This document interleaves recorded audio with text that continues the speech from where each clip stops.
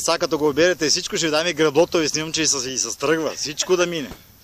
Сбиране, косене, сбиране и с граблото и с тръгване да влезе. Всичко сега, като ще е.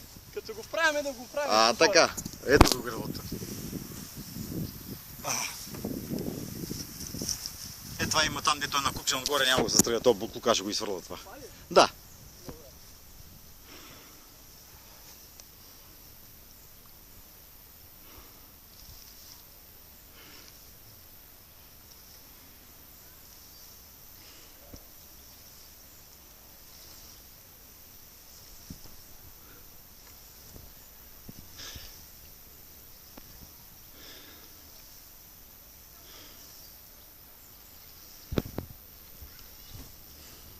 А сега, като се пребира, стоварам го, пръскам го да съкне, онова го стоварам на козите и си отивам на басенчето и аз да се къпа. Какво мислите, че днес на село си работим?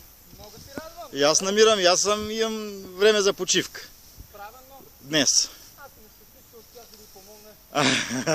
С голяма радост и гордост. Нищо не става случайно от този свят. Не, нали видяхте жена ми като се обажда.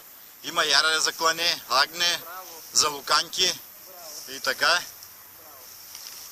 И нали за това са, не че не мога да си позволи да си го купа, но ще си го купа истинско.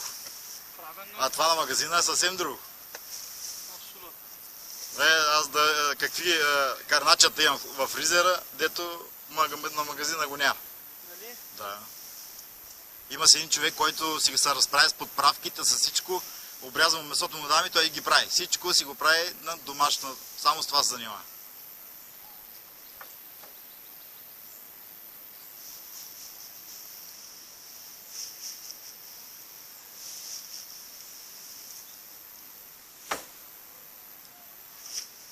Там отпреди е малко празно. Там. Там празно. Част другото вече ще е за козите да е отделно.